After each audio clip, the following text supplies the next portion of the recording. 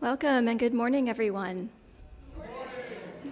My name is Hillary Ritz, and I'll be your worship associate this morning. Reverend Prue is away in Austin this weekend, and our guest speaker is Reverend Dan King, who will be talking to us about awakening democracy. Thank you for being here with us, whether you're joining us in the pews or online. A few quick announcements. The music festival at the Wirt Road Fellowship will be on March 23rd from 2 p.m. until 9 p.m., and we will have more info in our e-blast. Lunch Bunch today will be at Flo Paris, right down on Westheimer. This is an informal gathering for fellowship and to continue conversations. All are welcome to join, and if you're still a little new around here, we would like to invite you to please join us. Between the service and Lunch Bunch, we will share coffee and conversation in the gathering place, or if you're online, you'll be able to join the other online attendees for social time on Zoom, hosted by Marilyn Rambo. More about that at the end of the service.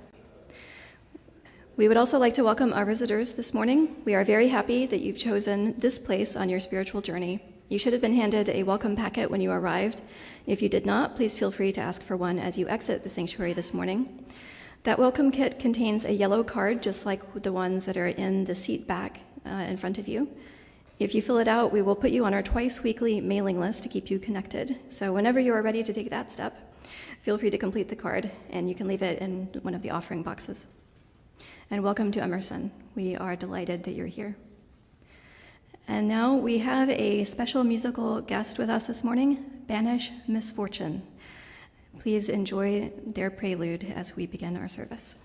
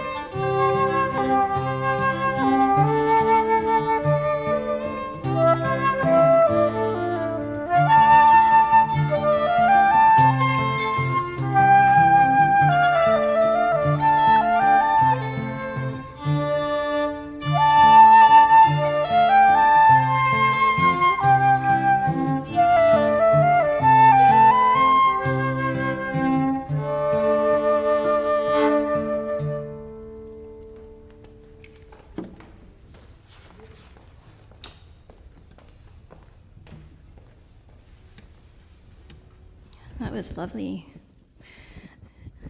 And now we transition into our sacred time together, a time of reverence, a time of attention, a time of intention, marked by the lighting of our chalice flame. I'd like to invite Beverly Joyce to come forward and light our chalice flame in the sanctuary. And I invite those of you at home to light a candle where you are to join in spirit. We mark this sacred time with words, important words that bring us into a time of collective intention.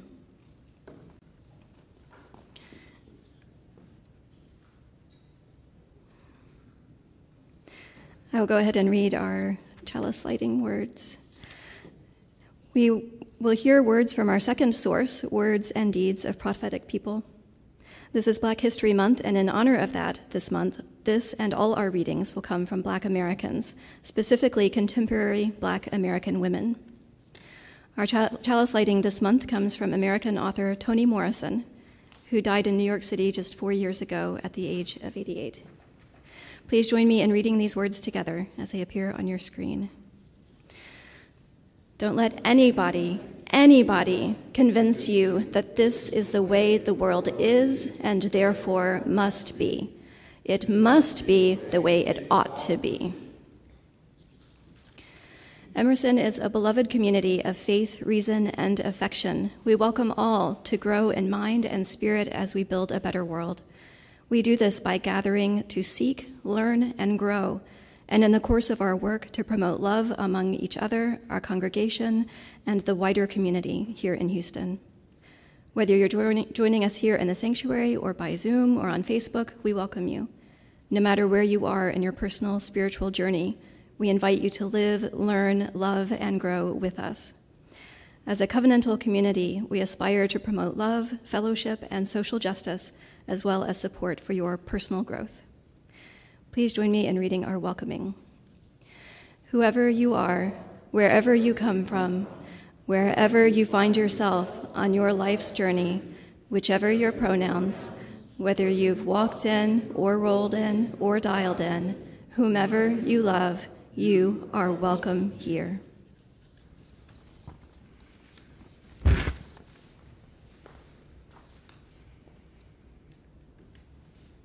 It's an honor to be here. I'm pleased that Reverend Ed invited me to be back with you again today after some interruption in time. Each time this community is gathered, we hear words from one of the 6 sources of Unitarian Universalism. Today, we are continuing our appreciation for the wisdom of contemporary Black American women, and today we have words from Maya Angelou. I've chosen words and an excerpt from the inaugural poem she delivered on January 20th, 1993. History, despite its wrenching pain, cannot be unlived, but if faced with courage, need not be lived again. Lift up your eyes upon this day, breaking for you. Give birth again to the dream. Lift up your hearts. Each new hour holds new chances for a new beginning. Here, on the pulse of this new day, you may have the grace to look up and out and into your sister's eyes and into your brother's face, your country, and say simply, very simply, with hope, good morning.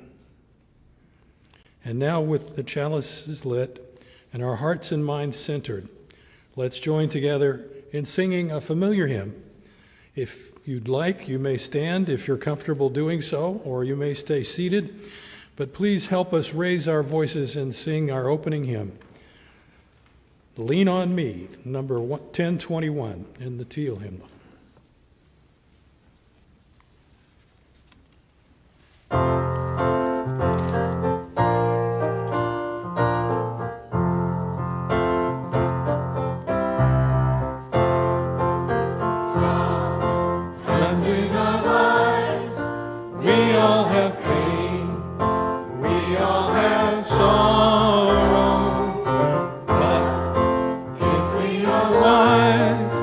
We know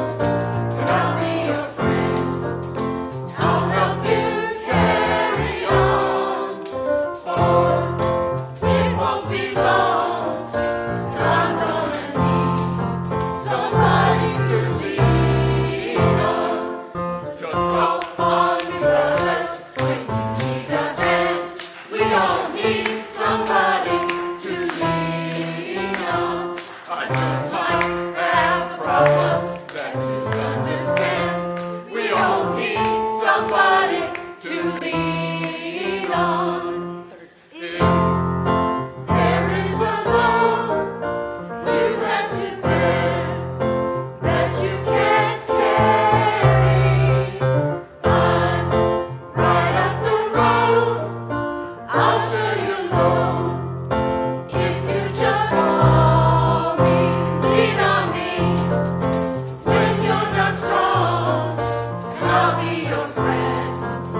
I'll help you carry on.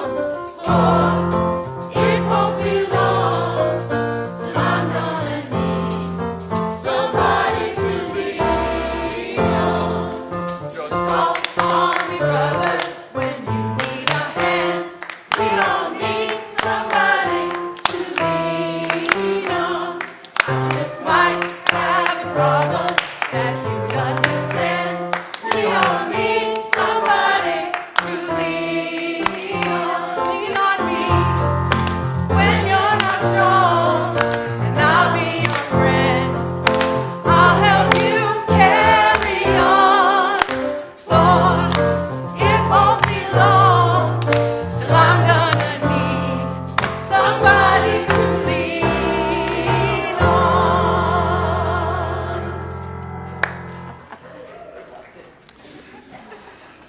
Thanks to the choir and the musicians. They bring life. I bring a story for all ages today that's adapted from one prepared by Reverend Stevie Carmody, a minister of religious education at First Parish UU in Arlington, Massachusetts. It's called Who's at Your Table? I can tell it's a little light for a holiday weekend in this room, so I'm sure there are hundreds of people online. At home, when decisions get made, who's at your table? You might imagine sitting around the dinner table with your family, your siblings, your parents, other relatives, all crowded around. There's a song, I want to have a crowded table. But if another family member wanders into the room and all the seats are taken, you go get another chair and crowd in. Because the table is where communion happens and where maybe some decisions get made. What's going to be for dinner tomorrow? Who's doing which chores around the house? It's a chance to communicate with each other. And hopefully each person around the table gets to at least have a say, because each decision that matters to each of the persons around the table. And maybe it's the parents or the elders who make the final choice, but part of their job is to listen to everyone's ideas and to try to find an answer that works for everyone. Sometimes that doesn't happen.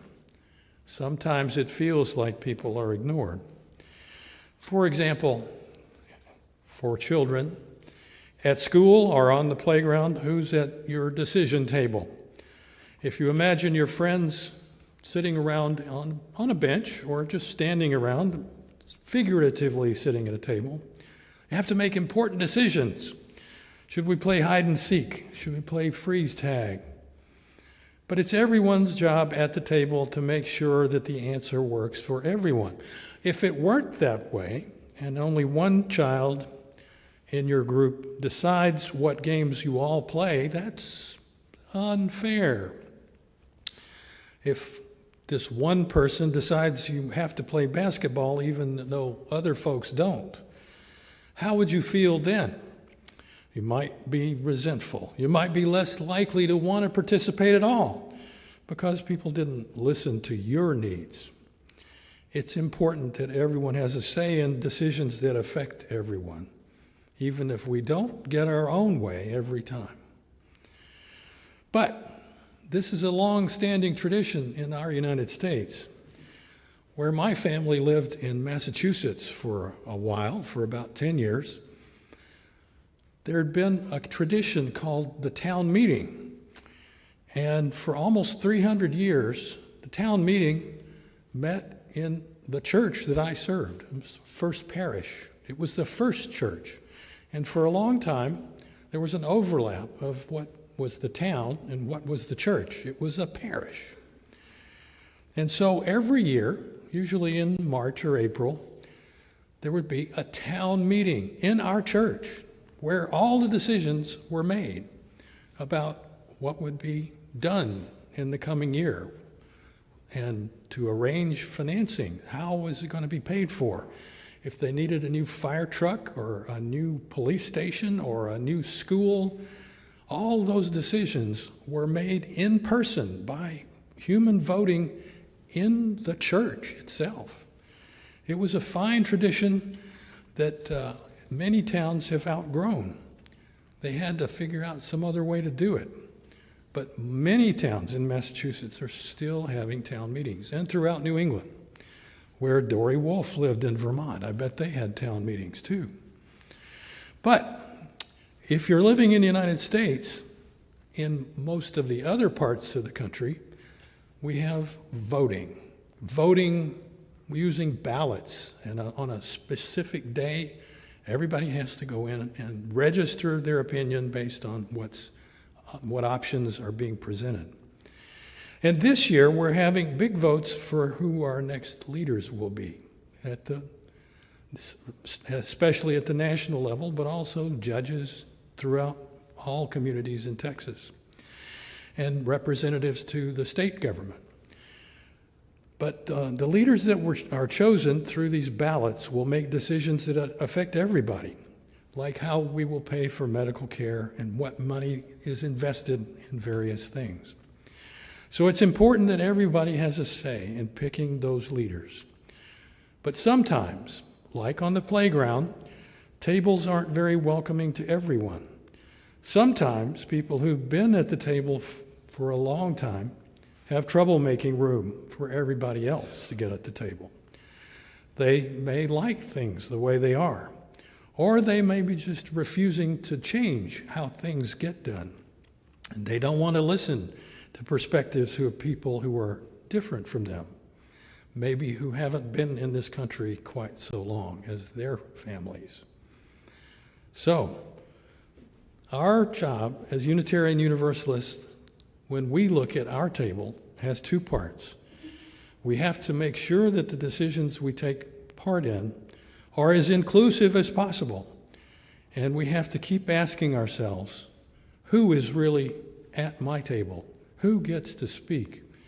And is a voice being excluded? And so we have continued to struggle to add chairs to our table to make sure that everyone has an input into what the decisions are.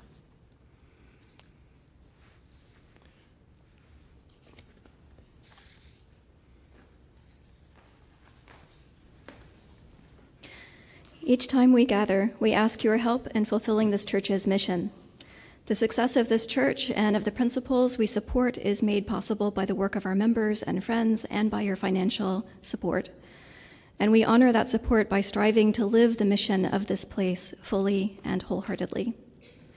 Here at Emerson, the weekly collection does not go to funding our work, which is funded through our pledges of financial support. This collection each week goes to fund the work of important partners of Emerson, who we believe live out our UU values in our community and in the world beyond our community. 75% of today's offering will go to our February Share the Plate recipient, Emerson's ESL, or English as a Second Language program. It was created in 2014 to serve the fast-growing immigrant population of Houston. We have served students from all over the globe speaking 12 different languages. Emerson is its largest supporter. Please join us in this important work. The remaining 25% of today's offering will go to Interfaith Ministries Meals on Wheels, which provides thousands of meals every day to Houston's homebound seniors. You can go to our webpage for online giving, put cash or a check in our offering basket, or mail a check to the church. We have no children's religious education today. Our new religious education coordinator is preparing lessons to begin in March. So children are invited to stay here in the sanctuary, but we do have childcare for the very young children if needed. So, although I don't think I see any very young children here today. Thank you. Was Yes, Mackenzie is here if there are any very young children who need care.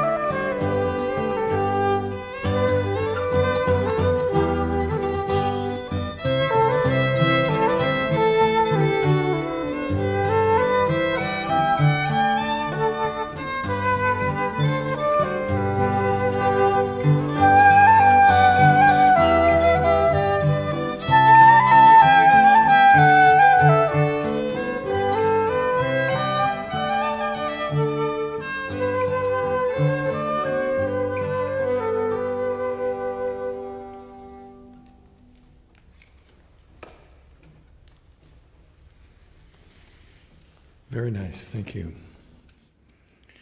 We've now arrived at the part of the service that is set aside for reflection and prayer. I would invite a few moments of silence, and then I will close with a meditation which is inspired by my friend and colleague, Reverend Mitra Ratnama.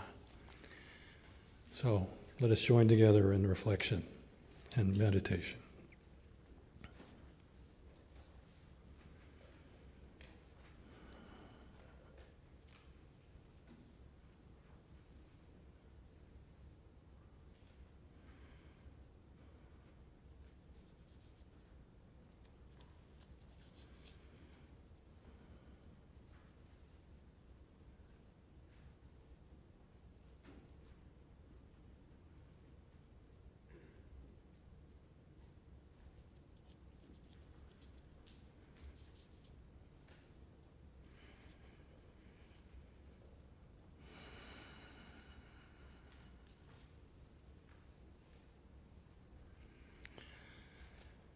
Spirit of life and love, we have come together today grateful for the love we have known or experienced, for the warmth of companionship we feel in our families and perhaps in this community, and for whatever joy we have found or can imagine for ourselves in our future.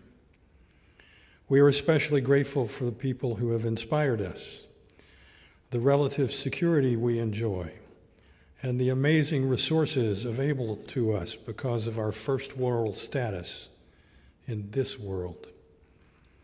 But we also arrive frayed by assaults on our imperfect democracy, knowing that it should be a government that ideally would fully embrace all of us with justice and freedom. We understand some of us may want to shrink the circle of acceptance, to try to draw lines between us to advance our own interests. But in all humility, we ask of ourselves to be more aligned with our own ideals, with what is most true and good for everyone in the world we know. We hope that our shared existence become an extension of what is holy or sacred, and that we should use our energies courageously to widen our embrace of those who are marginalized, less privileged, or threatened in their well-being, in their health, and even in their existence. And may we find the resilience necessary to overcome fear and pain and anxiety in ourselves about what may come next, so that we may remain engaged with compassion and love to do all that we can to make our world a better place now, as well as for generations yet to be born. May it be so. Om Shanti, Salam, Inshallah. Amen.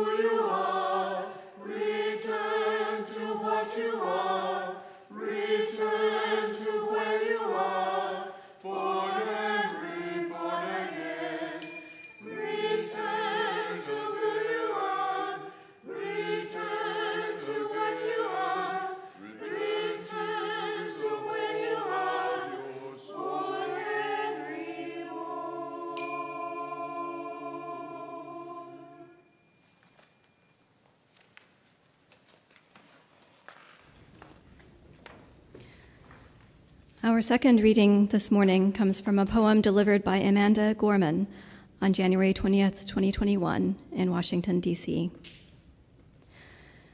When day comes, we ask ourselves, where can we find light in this never-ending shade, the loss we carry, a sea we must wade? We've braved the belly of the beast. We've learned that quiet isn't always peace, and the norms and notions of what just isn't always justice. And yet the dawn is ours. Before we knew it, somehow we do it. Somehow we've weathered and witnessed a nation that isn't broken, but simply unfinished.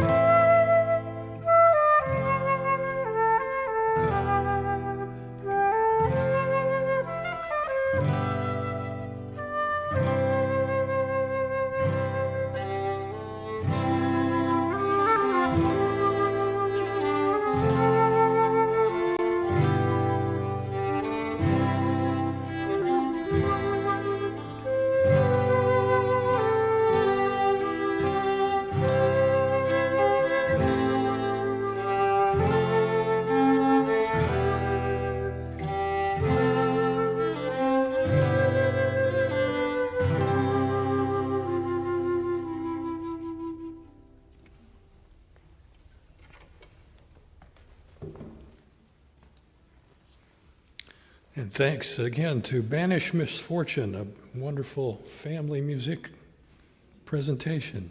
I would encourage us to rub our hands together in appreciation. Okay.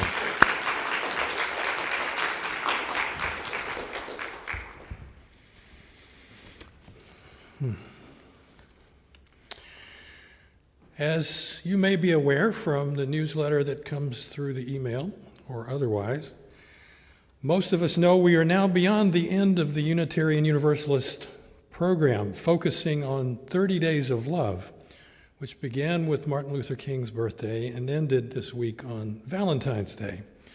But we are also 5 days into the traditional 40 days of Lent, beginning after Mardi Gras with Ash Wednesday, which encourages observant Christians to make a sacrificial gesture for 40 days. I would respectfully suggest we might avoid sacrificing love, and instead maybe we can actually do something in ourselves to give up worry for the next 35 days. 40 days of giving up something, why not worry? Well, you may not remember the very old Mad Magazine cover boy, Alfred E. Newman. But you may remember what was published every time under his picture. What? Me worry? Well, I wonder how many of us have been worrying about the next 40 weeks of rhetoric and about what will happen after Election Day on November 5th, 2024. I found a scholarly analysis of worry. According to several social scientists, at least, worrying is a recursive mental attempt to resolve an uncertain, possibly negative outcome. And like unproductive rumination about past events, worry can erode our problem-solving ability, destroy our focus on the present, and sabotage our health and our emotional balance. But isn't there reason to worry? Suppose Paul Revere, that celebrated Boston Unitarian, were alive today. We could imagine he might be driving a golf cart through the suburbs with a megaphone yelling, "Democracy is at risk! White Christian nationalists are coming!" Maybe that's not funny anymore. In our own era, though, we don't expect folks with megaphones to ride horses or golf carts through our neighborhoods. And although we may see taco trucks in parking lots, we don't even hear the music of ice cream trucks in our neighborhoods anymore. We are blessed and we are burdened with many much more efficient communications through old-style mass media like newspapers, books, and the newer ones, television, radio, magazines, but also now the incredible volume of messages and emails, blogs, and social networks, not to mention robocalls and texts that we try to block.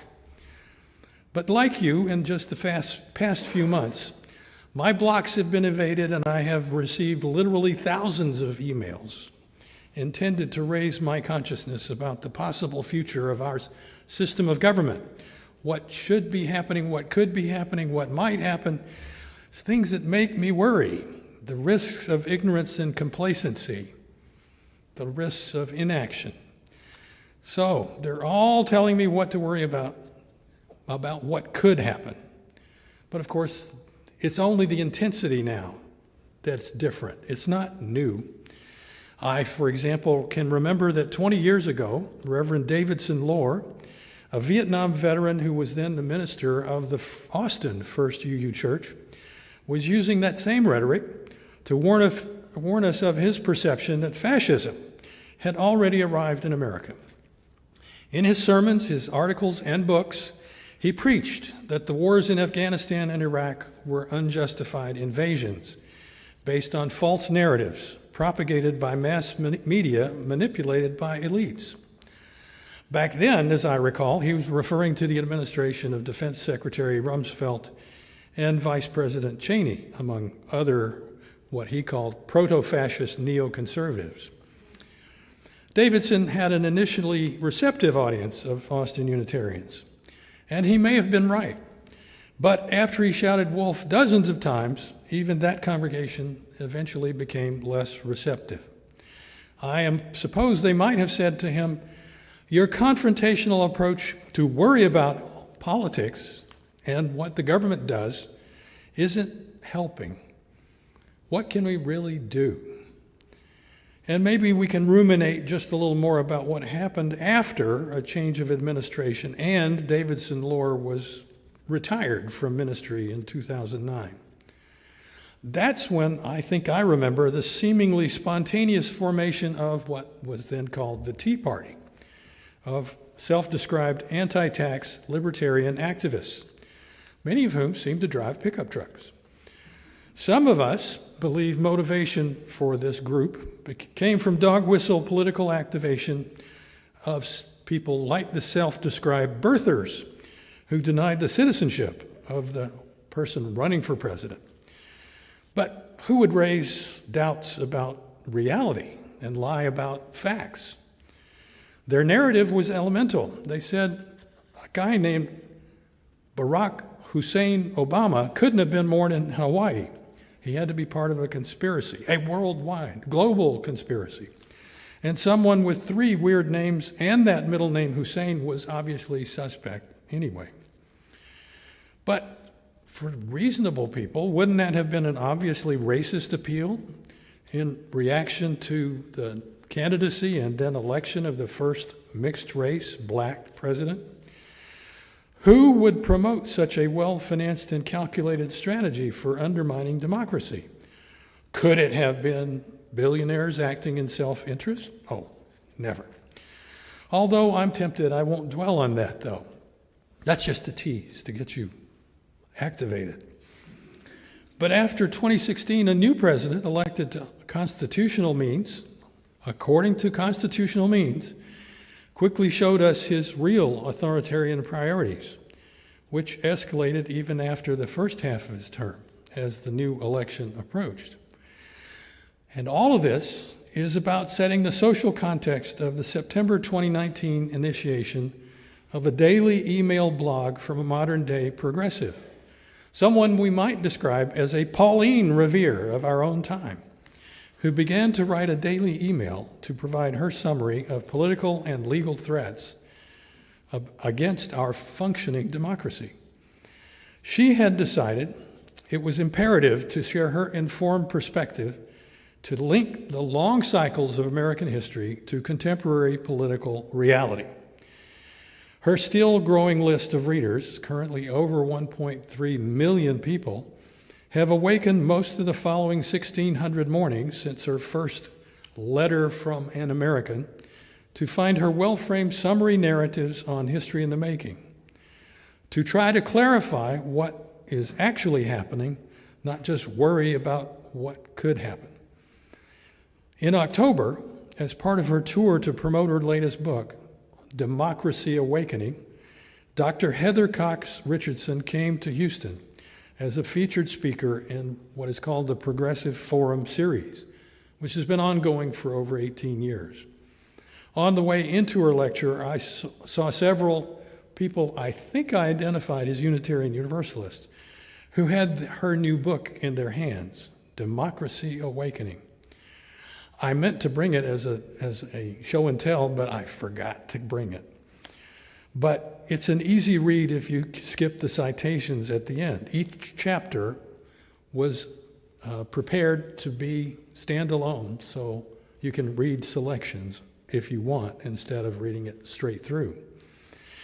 But as a tenured professor at Boston College, Dr. Richardson has wisely used recent sabbaticals from teaching to write and promote her analysis of current events in these quick, easy-to-read formats every day, and on the side, prepare these chapters of this book.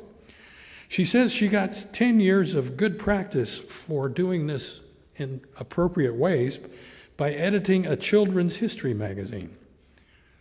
So it's not challenging reading in terms of the way it's written. It's challenging reading for what the content is. Because her book shows how the dominant recurrent trends of American history have cycled between what she says are 2 adversarial philosophical positions. One perspective is that it is most appropriate to use the power and resources of the national government to regulate and redistribute economic power to provide greater social and economic equality. This, she believes, and I believe also, that it promotes not just equality, but opportunity for more people and the greater good of the society. But this view emphasizes the democratic ideals of the Declaration of Independence and the idea that the Constitution is an evolving document, not static. In her analysis, she shows how the polar opposite position, which is, she says, the dominant trend for much of the past 40 years since the 1980 election of Ronald Reagan, that perspective demands deregulation to advance and protect the political power and economic dominance of property owners who control mostly capital resources. Dr. Richardson says that the wisdom of the framers of the Constitution has provided institutional strength for the federal government, but the evolving recent dominance of anti-democratic and authoritarian influence in the federal courts is a reason for concern. In the last chapter of her book, Reclaiming Our Country, she puts all of this in the context of the history of the Civil War and Reconstruction, as she lays out the issue for our own time from her claimed perspective as a modern Lincoln Republican.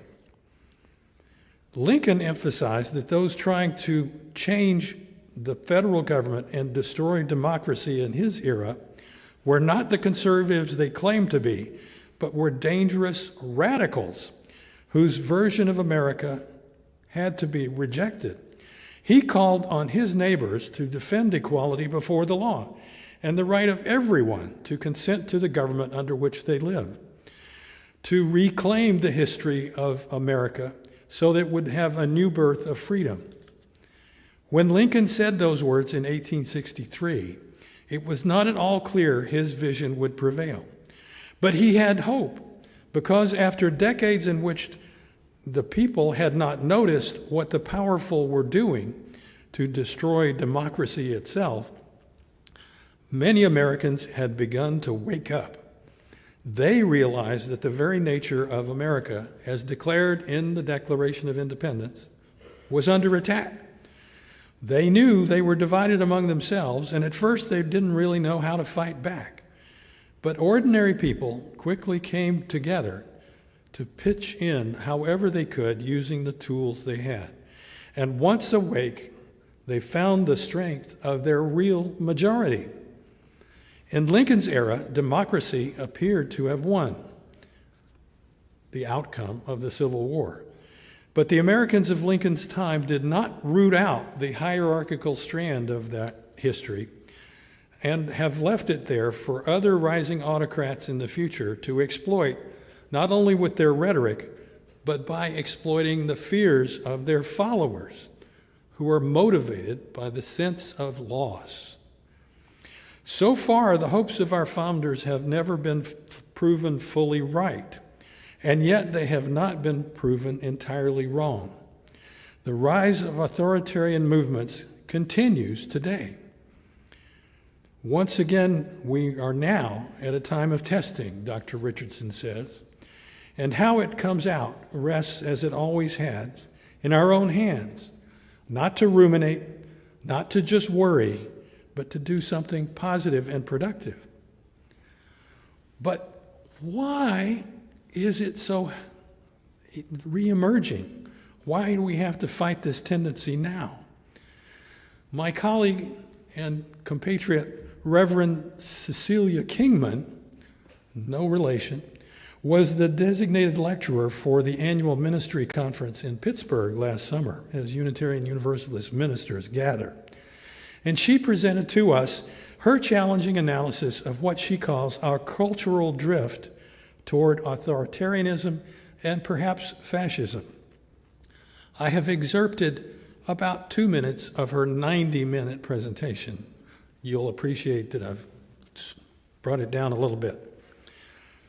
She says, for those of us who are white, which is almost everybody in this room, I think, Being taught to overlook the atrocities done by our ancestors and the continued oppression and land theft that has been done and continues to be done by our people, especially when we are told that this oppression and theft is done to secure our own future, is injurious to all of us.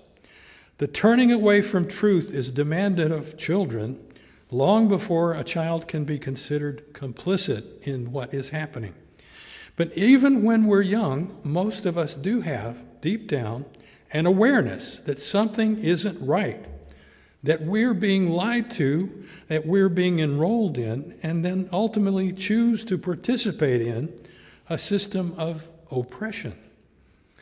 Our awareness causes a particular form of what Cecilia calls moral injury, that white people, especially white men like me, have been passing down generation after generation.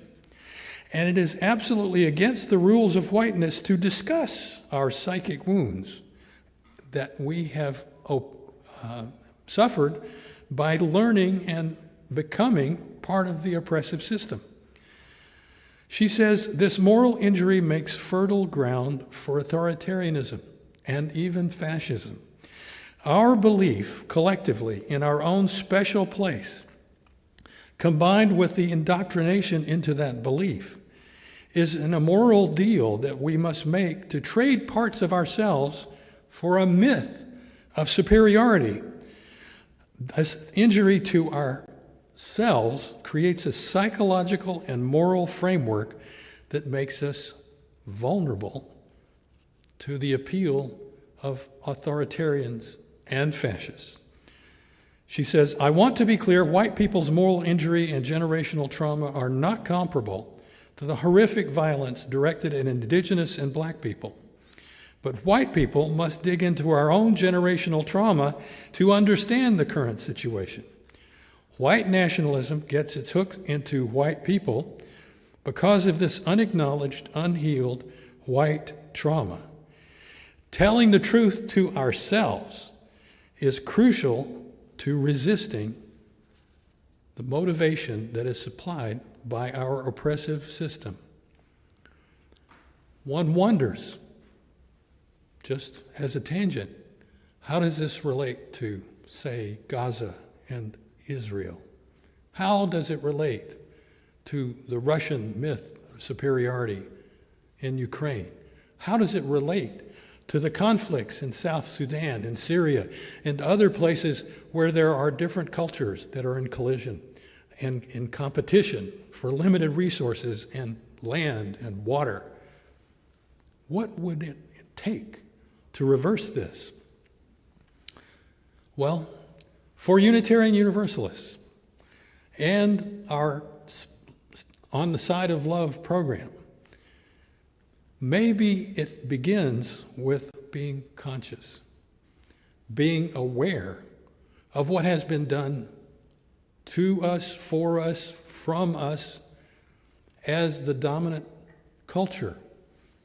And maybe part of that awareness can become a spiritual practice of spending regular intentional time turning away from worry and despair and fear toward reconnection and recommitment.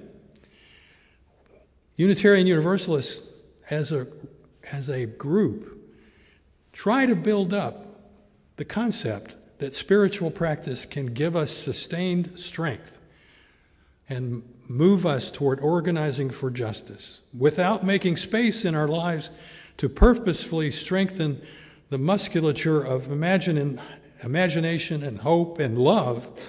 The dream of mutual and universal liberation can only be an empty fantasy. We have to bring that consciousness, not worry, but consciousness that inspires us to do something. The black feminist abolitionist and scholar Angela Davis has said, you have to act as if it were possible to radically transform the world. And you can't stop. You have to do it all the time. But none of us can sustain that on our own. Our work is to build a more skilled, more rigorous, more interdependent network of consciousness by individuals, congregations, and in partnership with folks who are not Unitarian Universalists. And we're all having to make a commitment to be in it together day after day, season after season, election after election, to audaciously foster our own transformation as we tend to each other's spirits, our wounded spirits, in the struggle for health and wholeness. I go back to Amanda Gorman, the poet. We must rebuild, reconcile, and recover in every known nook of our nation and from every corner called our country. Our people, diverse and beautiful, will emerge. When day comes, we will step out of the shade, aflame and unafraid. The new dawn can bloom as we free it, for there is always light if we're only brave enough to see it, if we're only brave enough to be it. Words to remember, to be it. And may we find the resilience necessary to overcome our fear and pain and worry and anxiety about what may come next, so that we may remain engaged with compassion and love to make our world a better place now, as well as for generations yet to be born. Amen. Thank you for your attention this morning.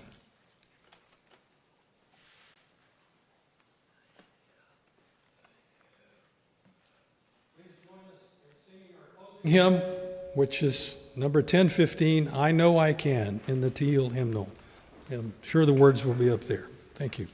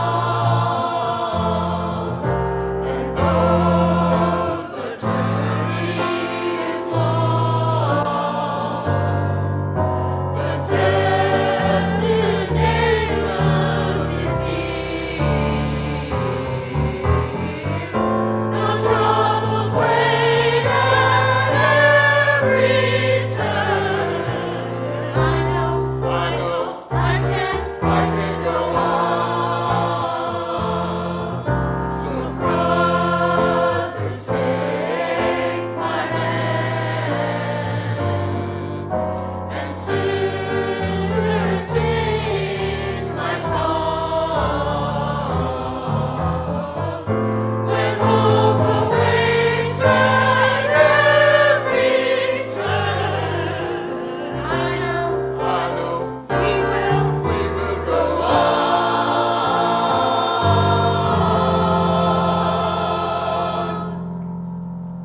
I know we will go on. We have arrived now at the part of the service where we must extinguish our chalice flame. And I invite Beverly Joyce to return and extinguish a chalice for us.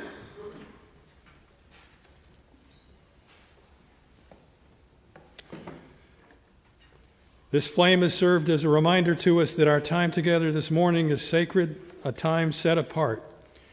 In the words of my friend Reverend Brian Keeley, the chalice is now extinguished, but its light lives on in the minds and hearts and souls of each one of us. We must carry that flame with us as we leave this place and share it with those you know, with those you love, and most especially with those you have yet to meet. We are all grateful for your presence this morning. For those of us who have joined us on YouTube, after the postlude will end our live streaming service. Please feel free to join us on Zoom for the online social hour. The link to the Zoom room is in your weekly email and will appear on a slide at the end of this program. And you can also scroll down a bit on your screen on YouTube and look for the link on the left. So thanks to all who have attended online, and this congregation will look forward to hosting you again as soon as you are able and willing to join. May we, in the course of our week, be more and more aware of the communities of which we are a part. May we be more and more aware of our individual part in our communities. May we be more and more aware of how those communities co-create our journeys. And may we be more and more aware of how we co-create their journeys with them. Amen. Blessed be. Go with courage, go with strength, and most of all, go with the love that sustains and builds community. Blessed be. Amen.